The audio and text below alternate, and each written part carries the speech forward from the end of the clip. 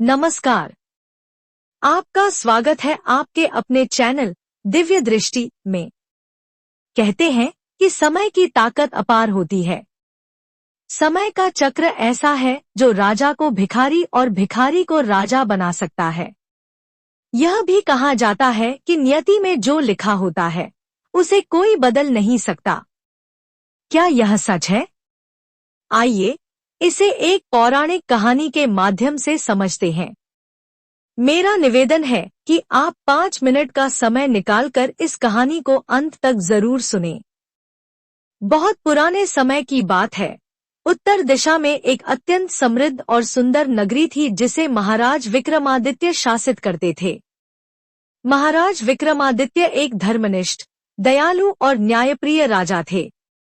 उनकी प्रजा उनके न्याय और धर्म पालन से अत्यंत संतुष्ट थी। वे पापियों और अपराधियों के प्रति कठोर और निर्दयी थे। उनके शासन में चोरी, लूटपाट और हिंसा जैसी घटनाएं लगभग न के बराबर थीं। महाराज की एकमात्र पुत्री राजकुमारी पद्मावती अपनी अद्वितीय सुंदरता और गुणों के लिए पूरे नगर में विख्यात थी। जब पद्मावती युवावस्था में पहुंची तो राजा को उसके विवाह की चिंता सताने लगी। उन्होंने अपनी पुत्री के लिए एक योग्य वर की तलाश शुरू की, लेकिन वर्षों बीत जाने के बाद भी उन्हें कोई उपयुक्त वर नहीं मिला। इसी बीच एक दिन एक दिव्य साधु उनके राज्य में पधारे।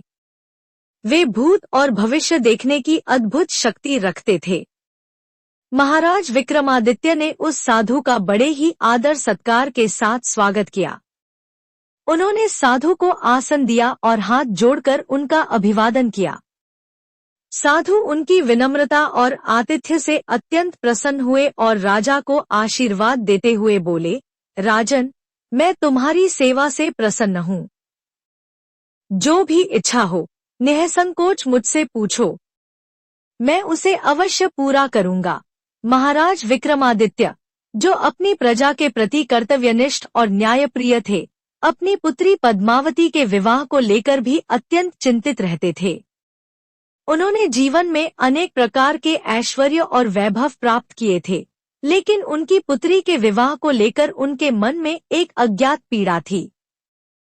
उन्होंने साधु से कहा, हे मुनिवर, मेरे पास राज्य, धन धान्य, हाथी घोड़े और अनगिनत ऐश्वर्य हैं, लेकिन मैं अपनी पुत्री के लिए योग्य वर नहीं खोज पा रहा हूँ। हर पिता की यही आकांक्षा होती है कि उसकी पुत्री का विवाह एक ऐसे व्यक्ति से हो जो उसे सुखी और सुरक्षित जीवन प्रदान कर सके। कृपया मेरी इस समस्या का समाधान करें। साधु महाराज की समस्या को ध्यानपूर्वक सुनने के बाद बोले, हे राजन, मैं आपकी व्यथा समझता हूँ और आपके इस प्रश्न का उत्तर अवश्य दूंगा, किंतु इसका समाधान पाने के लिए आपको धैर्य रखना होगा। इतना कहकर साधु ध्यानमग्न हो गए। महाराज विक्रमादित्य साधु के जवाब को सुनने के लिए व्याकुलता से उनके सामने बैठे रहे। कुछ देर बाद साधु ने अपनी आंखें खोलीं और गहन स्वर में बोले, हे राजन, आपकी पुत्री के लिए उत्तम वर कहीं बाहर नहीं, बल्कि आपके राजमहल के भीतर ही निवास करता है। यह सुनकर राजा चकित रह गए और उन्होंने विस्मयपूर्वक साधु से पूछा, हे मुनिवर, ऐसा कौन है जो मेरी दृष्टि में अभी तक नहीं आया? कृपया विस्तार से बताएं। साधु ने महाराज की उत्सुकता को देखकर कहा, राजन, वह पुरुष आपके महल में ही आपकी सेवा में कार्यरत है, लेकिन अब तक आप उसे पहचान नहीं पाए हैं। यह सुनकर राजा के मन में और अधिक सवाल उठने लगे। उन्होंने पूछा, हे मुनिवर, क्या वह कोई सेवक है या कोई साधारण नागरिक जो महल में रहकर अपने कर्तव्यों का पालन कर रहा है? कृपया उसका नाम और गुण बताएं ताकि मैं उसे पहचान सकूं। साधु ने मुस्कुराते हुए कहा, राजन, उस पुरुष का स्वभाव ऐसा है कि वह सत्य, धर्म और न्याय का पालन करता है। वह अपने कर्मों से श्रेष्ठ है और आपकी पुत्री के लिए उपयुक्त है। वह महापुरुष न केवल आपके परिवार को सम्मानित करेगा, बल्कि आपकी पुत्री के जीवन को भी सुखी बनाएगा। महाराज विक्रमादित्य की उत्सुकता अब चरम पर थी। उन्होंने साधु से विनती करते हुए कहा, हे मुनिवर, कृपया मुझे शीघ्र बताएं कि वह व्यक्ति कौन है ताकि मैं अपनी पुत्री का विवाह उसके साथ कर सकूं। साधु ने गंभीरता से उत्तर दिया, राजन, वह व्यक्ति आपके दरबार का नौकर रघु है। महाराज विक्रमादित्य साधु की बात सुनकर गहरे आश्चर्य और क्रोध से भर उठे।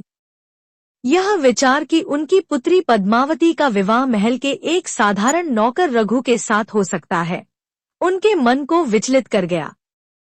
रघु उनके महल में निष्ठापूर्वक सेवाएं दे रहा था, लेकिन वह एक गरीब परिवार से था। राजा को यह सोचकर और भी अधिक क्रोध आया कि कोई साधु, जो विद्वान प्रतीत होता है, ऐसी बात कैसे कह सकता है। उन्होंने साधु से कहा, हे मुनिवर, आपसे अवश्य कोई भूल हुई है। मेरी पुत्री अत्यंत सुंदर और गुणवान है, भला उसका विवाह एक साधारण नौकर से कैसे हो सकता है? कृपया फिर से भविष्य देखें। साधु ने शांत स्वर में उत्तर दिया, राजन, मैंने जो देखा वही सत्य है। आपकी पुत्री का विवाह रघु के साथ होगा और यह भाग्य का लिखा है, जिसे कोई बदल नहीं सकता। इतना कहकर साधु वहां से चले गए। साधु के जाने के बाद राजा विक्रमादित्य का क्रोध और चिंता और बढ़ गई। उन्होंने सोचा, यदि मैं रघु को अपने राज्य से निकाल दूं, तो यह भविष्यवाणी सत्य नहीं हो पाएगी। यह विचार आते ही राजा ने रघु को अपने पास बुलाया। रघु, जो राजा के प्रति अत्यंत समर्पित था, तुरंत उनके सामने उपस्थित हुआ।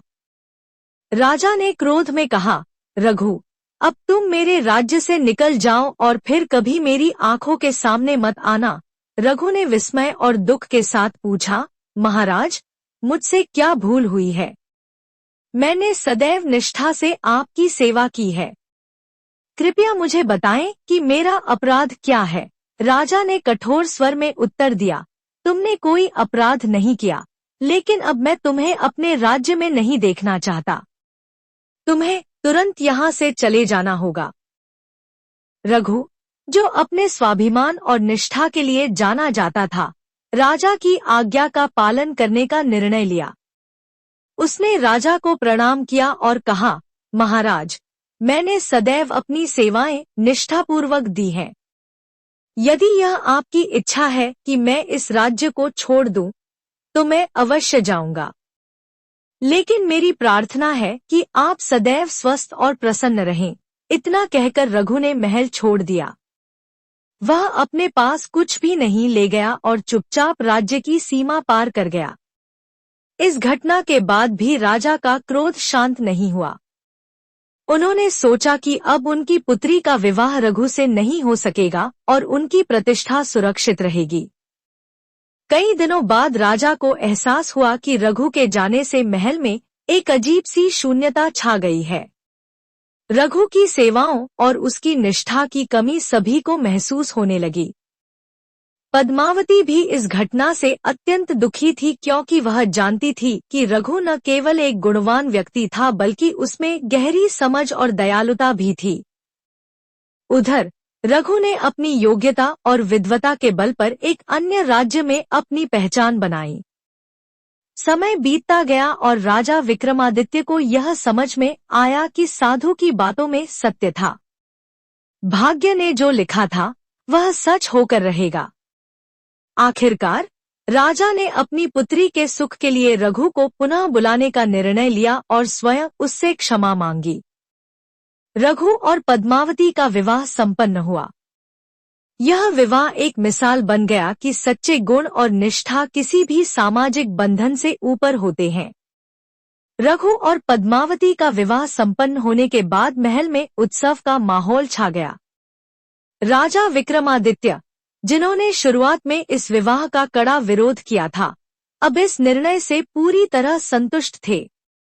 उन्होंने महसूस किया कि रघु का चरित्र, ज्ञान और सेवा भाव वास्तव में उसे एक योग्य और आदर्श व्यक्ति बनाते हैं।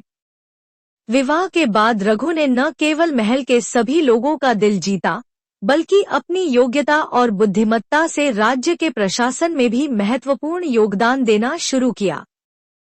पद्मावती और रघु का रिश्ता स्नेह और समझ से भरा हुआ था और यह जोड़ा पूरे राज्य के लिए एक प्रेरणा बन गया। समय बीतता गया और रघु की बुद्धिमत्ता और दूरदर्शिता ने राज्य को नई ऊंचाइयों पर पहुंचा दिया। राजा विक्रमादित्य ने धीरे धीरे रघु को अपने सबसे भरोसेमंद सलाहकार के रूप में मान्यता दी। रघु ने अपनी विनम्रता कभी नहीं छोड़ी और हमेशा अपनी सेवाएं राजा और प्रजा के कल्याण के लिए समर्पित रखीं। साधु की भविष्यवाणी के सत्य होने का असर पूरे राज्य पर पड़ा। लोग यह समझने लगे कि भाग्य और कर्म की भूमिका जीवन में कितनी महत्वपूर्ण होती है। एक दिन राजा विक्रमादित्य ने रघु को बुलाकर कहा, रघु, तुमने यह सिद्ध कर दिया है कि सच्चे गुण और चरित्र किसी भी परिस्थिति में सम्मान के हकदार होते हैं। मैं अपनी पहले की सोच और क्रोध के लिए तुमसे क्षमा चाहता हूँ। तुम न केवल मेरे लिए बल्कि इस राज्य के लिए भी एक अनमोल रत्न हो। रघु ने राजा को प्रणाम करते हुए उत्तर दिया, महाराज, यह आपकी कृपा और विश्वास है जिसने मुझे यह अवसर दिया। मैं सदैव इस राज्य और आपकी सेवा में समर्पित रहा हूँ। रघु और पद्मावती का जीवन प्रेम, समझदारी और आपसी सम्मान से भरा हुआ था। उनकी कहानी न केवल महल के लिए बल्कि पूरे राज्य के लिए एक प्रेरणा बन गई। साधु की कही बातें सच साबित हुईं और इस घटना ने राजा को यह सिखाया कि भाग्य के सामने किसी की शक्ति नहीं चलती। साथ ही यह भी स्पष्ट हुआ कि कर्म और गुणों का मोल किसी भी सामाजिक बंधन से बढ़कर होता है। इस घटना के बाद राजा विक्रमादित्य ने यह प्रण लिया कि वे हमेशा गुणों और योग्यता को प्राथमिकता देंगे, चाहे परिस्थिति कैसी भी हो। यह कहानी सदा के लिए राज्य के इतिहास में दर्ज हो गई और लोगों को सिखाई कि जीवन में सच्चे मूल्य क्या होते हैं। अगर यह कहानी आपको प्रेरित करे तो इसे दूसरों के साथ जरूर साझा करें। हमारे चैनल को लाइक और सब्सक्राइब करना न भूलें। आपकी एक पहल किसी के जीवन में बड़ा बदलाव ला सकती है। धन्यवाद।